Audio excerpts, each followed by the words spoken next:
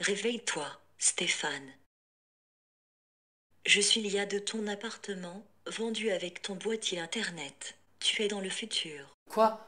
Mais n'importe quoi. C'est pas vrai. Prouvez-le. Un personnage animé est plus crédible qu'un politicien pour diriger le pays. Les abeilles ont été remplacées par des drones. On peut télécharger notre conscience dans des appareils et revoir tout ce qu'on a vécu. Mais ça, c'est pas des preuves, c'est des scénarios de Black Mirror. Regarde ton téléphone. Tu as 4.2 sur Redmi. Ah, cool. Sinon, parmi les trucs nuls du futur, l'artefact de Borgus, sur les ours en peluche, ça fout un peu la pagaille. Comment ça?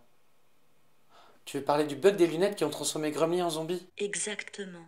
Après avoir retrouvé ta vidéo, un groupe terroriste a utilisé cette technique pour créer une armée de monstres. On voudrait que tu retournes dans le temps, pour que tu... Non. Et pourquoi non? Non, parce que personne ne comprend jamais rien en voyageant le temps. Parce que c'est compliqué à scénariser. Parce que t'as toujours une horde de geeks qui est prête à refaire la timeline, à parler de dimensions parallèles et à pointer du doigt toutes les incohérences. On se calme, elle ne dépassera jamais les 50 vues ta vidéo. Et puis, c'est pour sauver l'humanité. Bon, d'accord. Si c'est pour sauver l'humanité. Donc voilà le plan. Tu retournes dans le passé. Tu vas voir ton toi de janvier 2016.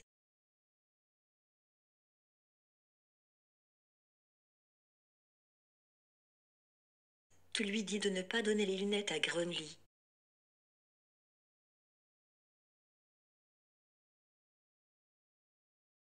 Normalement, cela te fera automatiquement retourner en décembre 2016. Tu te débarrasses impérativement des lunettes dès que tu reviens. Et l'humanité est sauvée.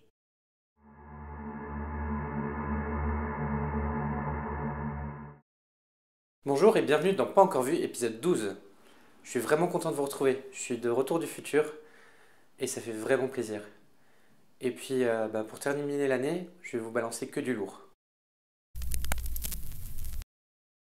Le premier film dont on va parler, c'est Personal Shopper. Comme son nom l'indique, c'est l'histoire d'une jeune femme américaine qui habite à Paris et qui travaille pour une célébrité et qui fait du shopping personnel.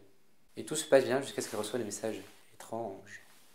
Derrière la caméra, on retrouve Olivier Assayas. Il avait signé Sils Maria en 2014. Pour ce dernier, j'avais aimé la mise en abîme des actrices et la progression du réalisme vers l'abstrait. Pour Personal Shopper, on sombre dans un film fantastique. Le milieu matérialiste dans lequel travaille l'héroïne s'oppose à des éléments plus personnels, surnaturels. Avec les qualités de mise en scène d'Olivier Assayas et le début de trame fantastique, ça me donne super envie d'y aller. Pour le deuxième film, on va parler de Rogue One. Il s'agit d'une histoire parallèle à Star Wars, qui se passe juste après la mise en place de l'Empire et l'avènement de Dark Vador. Et on y suit un groupe de rebelles. Il s'agit d'un film de Gareth Edwards. Bon, j'ai pas vu beaucoup de films de lui.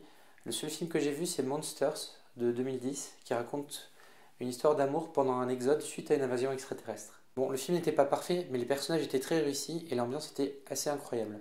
Pour Rogue One, j'ai juste un peu peur de l'enjeu, puisque le film se situe entre l'épisode 3 et l'épisode 4, et on sait qu'entre les deux, il n'y a pas eu de grosses répercussions. Mais je reste d'autant plus curieux pour ce Star Wars, puisqu'il s'agit d'un des seuls pour lequel Lucas n'a pas mis sa grosse patte dessus.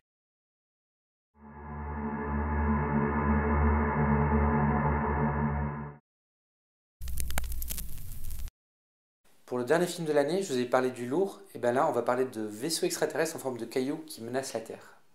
Au-delà des grosses pierres dans le ciel, ce qui est imposant, c'est le casting. Il y a Amy Adams et Jeremy Renner, deux acteurs que j'aime beaucoup mais qui sont sous-estimés.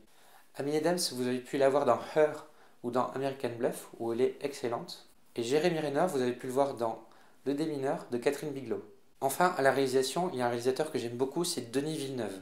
Après avoir fait Incendie, Enemy, Prisoners, Sicario, il s'essaye à un nouveau genre qui est le film d'invasion.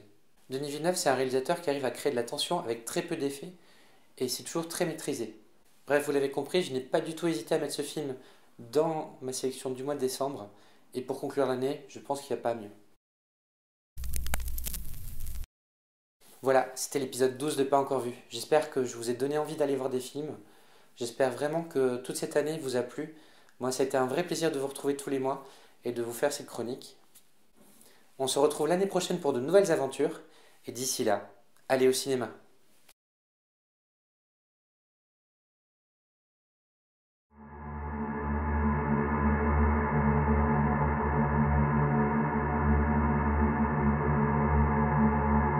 Ah oui, mince, j'ai failli oublier.